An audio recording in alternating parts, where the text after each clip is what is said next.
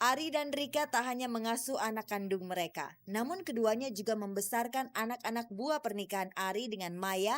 Rika berharap banyak anak keduanya nanti berjenis kelamin perempuan. Yang kedua ini pengen perempuan, jadi udah menutup kan anak 5. Dari pertama ada perempuan, 3 laki itu di tengah, terakhir 1, yang kelimanya tuh perempuan, jadi nutup gitu. Enak sih, bagus gitu katanya sih, orang Jawa bagus ya Mas ya. Cuman ya dikasihnya aja.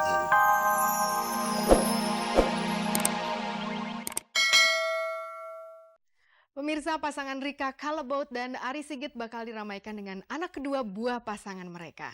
Usia kandungan Rika kini menginjak 2 bulan. Dan di usia kehamilannya itu Rika ngidam cukup aneh. Ia takut diterpa oleh sinar matahari. Nah, bagaimanakah Rika menyiasati keinginan si jabang bayinya? Dan pemirsa, setiap wanita punya cerita seputar kehamilannya. Afi Basalamah tak lama lagi akan melahirkan anak pertamanya yang diprediksi berjenis kelamin perempuan.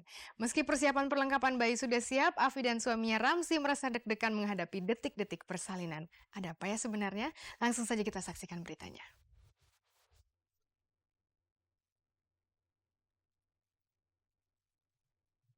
Cemas bercampur bahagia, perasaan semacam itu yang kini sedang menghinggapi hati Afi Basalamah dan Ramzi. Afi seringkali deg-degan manakala membayangkan proses persalinan yang syarat akan pertaruhan nyawa. Maklum saja, Afi baru akan melahirkan anak pertamanya. Sementara Ramzi sangat khawatir jika istrinya mendadak melahirkan di saat ia tidak siaga. Gue hidup dan mati nih melahirkan, kalau gue mati gimana? Kawin lagi Dri. Khawatir banget dari segi ibunya selamat apa enggak gitu kan, terus anaknya gitu kan setelah melahirkan, terus kayak gimana, mudah-mudahan sempurna, terus ntar gimana merawat dia gitu kan, biaya apa semua, tapi gue bismillah. Udah dong, siapin di tas kan, nanti insya Allah kalau misalkan udah masuk 8 bulan, ya siapin tas aku, tasnya anak, tasnya si Dede gitu kan. Jadi kalau misalkan mulus langsung meluncur gitu. Tapi gue malah ya kadang-kadang berharapnya biar seru pas gue mulus tuh Ramji lagi syuting maunya. Jadi dia, aku udah di rumah sakit, wah seru kan tuh, panik tuh lokasi. Sekali-kali gue pengen bikin lokasi panik gara-gara gue gitu. Ya mudah-mudahan sih gak kayak gitu juga gitu kan. Aduh, mudah-mudahan insya Allah pada saat gue lagi break, ini kita berharap semua ya mudah-mudahan insya Allah.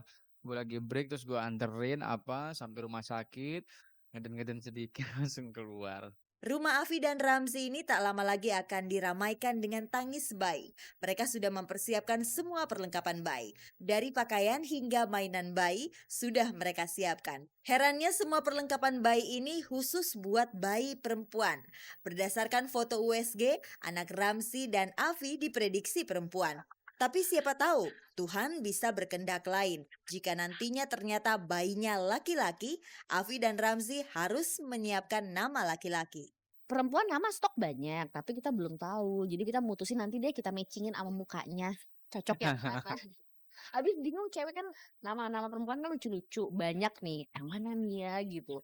Tapi kita pengen itu yang gak pasaran juga gitu, yang masih sedikit. Dan matchingin sama mukanya. Awalnya gue sempet ragu gitu kan, apa bener hasil USG dokter gitu kan. Semuanya sih memang kita serahin sama Allah, tapi ternyata 2 dokter bilang ya jenis kelamin yang sama gitu kan. Ya udah, akhirnya beli perlengkapan yang memang betul-betul nuansa memang itu perempuan. Mudah-mudahan nggak meleset insya Allah. Rasa sakit luar biasa saat melahirkan bagi perempuan bisa diartikan sebagai kebahagiaan yang tiada bandingnya.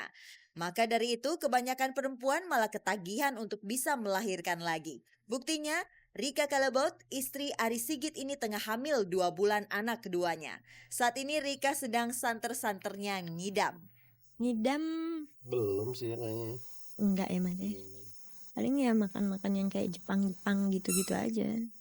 Ikan-ikanan gitu ya, enggak. Ya, tapi masih biasa lah. Paling minta dibikinin makanan Indonesia aja kayak lontong, ada oncomnya gitu-gitu aja enggak. Kalau yang pertama sama yang sekarang ini kayaknya lebih repot yang kedua ya. Karena kalau pagi sampai sore itu Rika nggak mau keluar. Oh iya mau duduk situ ya. Jadi ya udah.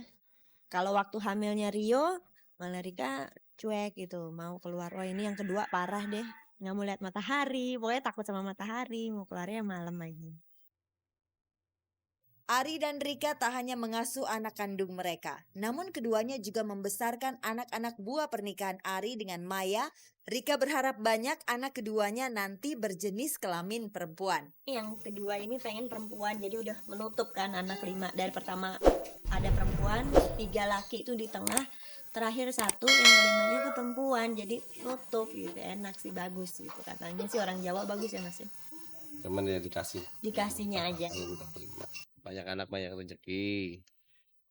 Ya insya Allah ya. Insya Allah. Ya itu kan apa filosofi ya, leluhur ya. Kalau itu kan filosofi leluhur. Ya benar atau enggaknya kita nggak tahu ya. Mudah-mudahan aja.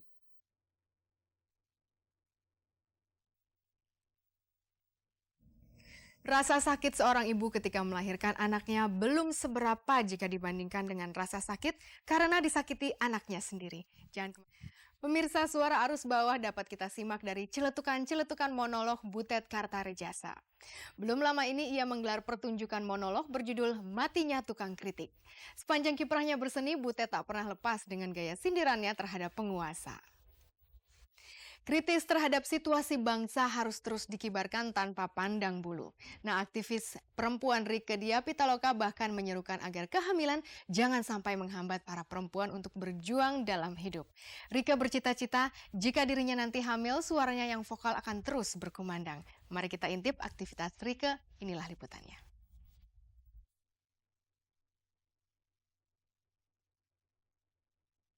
Rieke Diah Pitaloka boleh dicap oon manakala ia berperan sebagai perempuan yang super lugu dalam sebuah serial komedi. Namun di dunia nyata, kiprah Rieke sebagai aktivis perempuan cukup diakui.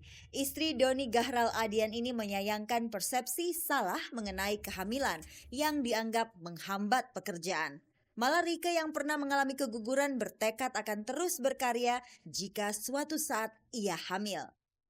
Pengen banget gitu. Saya pengen hamil dan saya pengen tetap aktif di dunia sosial, dunia politik, dan saya ingin tetap aktif di dunia entertain. Ketika saya hamil, saya ingin menunjukkan pada semua orang, terutama pada perempuan, jangan khawatir untuk berumah tangga, untuk hamil. Kehamilan anak itu justru harus membuat perempuan bisa lebih maju.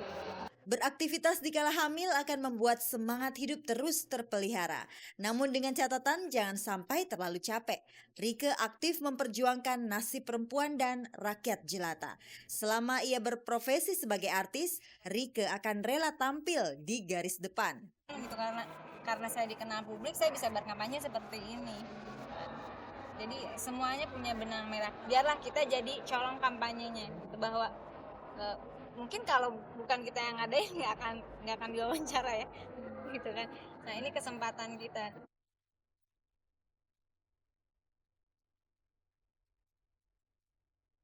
Kenapa masih kamu sajikan, Bambang? Hampir saja aku tersidak cicak. Bambang! Bang! Benar-benar berbakat jadi presiden dia. Kagak dengar meskipun sudah diteriaki alias budek. Kata orang budek itu kan penyakit permanen presiden. Bagi orang yang merasa tersentil oleh kata-kata Butet Kartarejasa itu, jangan lantas terbawa emosi. Sindiran-sindiran yang dilontarkan Butet saat ia menggelar pertunjukan monolog bertajuk Matinya Seorang Tukang Kritik pada 2 Februari lalu di Taman Ismail Marzuki merupakan refleksi suara rakyat yang dipandang sebagai kontrol sosial demi mengingatkan para pemimpin bangsa supaya tetap arif. Ya kita ingin mengingatkan kepada masyarakat, kepada siapapun mereka bahwa yang namanya budaya kritik itu adalah sesuatu yang inherent, sesuatu yang melekat di dalam kehidupan, sebuah keniscayaan yang tidak usah membuat panik, rileks sajalah terhadap kritik. Karena itu mencerminkan adanya kepedulian orang terhadap sesuatu untuk membangun kehidupan yang lebih baik. Monolog bisa merenung. Tapi mungkin karena bahan baku yang saya dapatkan dari naskahnya Mas Agus Nur itu memang naskah dalam semangat yang sama seperti saya ingin ya berbagi pengalaman dengan publik, ingin memberikan satu sapaan-sapaan terhadap berbagai persoalan yang menyerimpung kita. Kritik membangun sangat dibutuhkan agar para pemimpin bangsa tak terlena akan kekuasaan. Meski terkadang kuping mereka dibuat panas dengan adanya kritikan, menandakan bangsa